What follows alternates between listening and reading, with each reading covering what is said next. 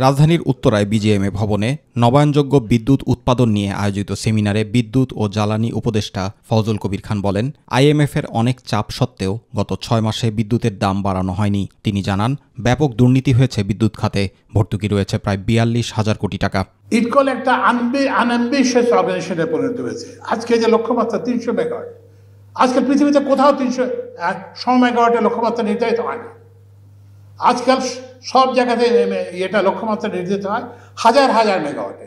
গ্রীষ্মকালে সেচের বিদ্যুৎ বন্ধ রাখা হবে না জানিয়ে উপদেষ্টা বলেন, এসির তাপমাত্রা 25 ডিগ্রির নিচে নামানো যাবে না। তো ওই জন্য জ্বালানি, আমাদের যে জ্বালানি এবং বিদ্যুতের যে সংকট, সেটা থেকে উত্তরণের প্রধান উপায় হচ্ছে আমাদের আচরণগত পরিবর্তন করতে হবে। মনে রাখতে হবে আমরা একটা জ্বালানি সংকটের মধ্যে আছি। তো আমরা বলেছি যে এই গরমকালে কি বলে যে থার্মোস্ট্যাট 25 ডিগ্রির বা তার উপরে রাখতে হবে। আপনি দেখছেন এটা তো কোয়াইট কমফোর্টেবল টেম্পারেচার।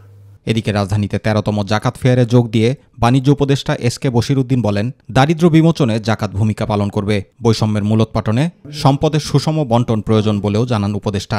আমার প্রতিষ্ঠানের যে সমন্বিত ব্যাংকের দেনা তা অনেক বেশি। আমি জাকাত পেমেন্ট করার ফলে আজ পর্যন্ত আমার প্রতিষ্ঠান ভালো চলছে এবং এটা একটা অনেক বড় বরকত। কারণটা হচ্ছে যে সম্ভবত আমার প্রতিষ্ঠান জাকাত কমপ্লায়েন্ট। আমি এই তথ্য শেয়ার করার এই জন্য করছি যে আমি আপনাদেরকে উৎসাহিত করতে চাই যে এর যে বরকতের মূল্য তা অপরিসীম, কাউন্টলেস। জুবার রহমান, মাই টিভি নিউজ। যারা বিশ্বাসী